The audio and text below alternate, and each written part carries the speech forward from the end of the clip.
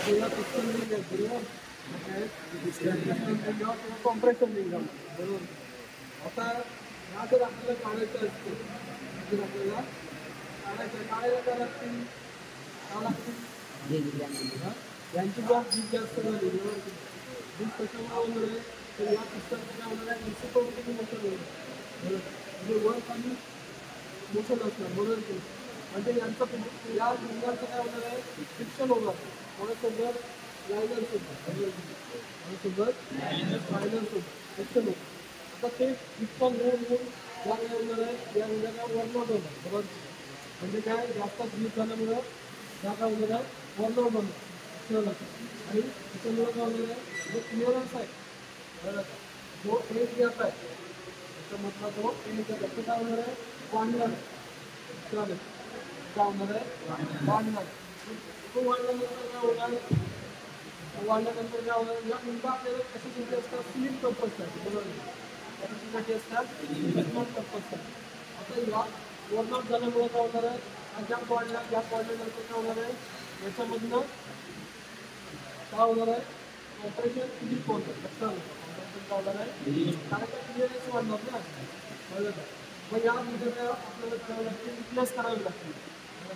म्हणजे काय करावं लागतील, चेंज करावे लागतील.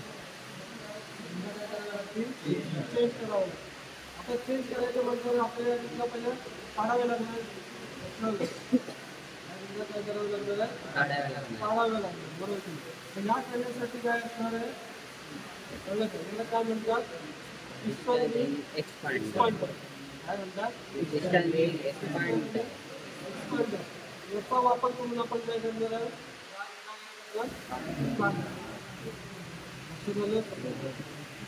असं देते. काय काय याला म्हणतात, एक्सपांडर. याचा वापर करून आपण काय करणार आहे, आता कशी काढली जाते, कशी काढली जाते तुम्हाला सॅम्पल दाखवतो. कशी काढली जाते.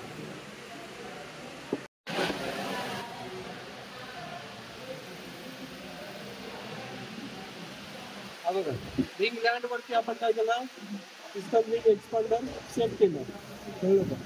रिंग लँड वरती काय केलं, पिस्टन रिंग एक्सपांडर कळलं का. आणि हे दोन टोकं कुठे ठेवले, एंड मध्ये कळलं का. रिंगच्या एंड गॅप मध्ये आपण काय केलंय, ही दोन टोकं ठेवलेली आहेत. लक्षात आलं.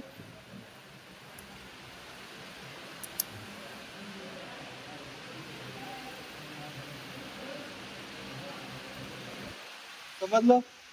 आता ही आपण काय केले, रिंग बाहेर काढली. लक्षात आलं का, रिंग काय केली, बाहेर काढली. समजलं. आता आपल्याला ही परत बसवायचे म्हटलं असंच आपण लावणार आणि याच्यामध्ये टाकणार. बंद.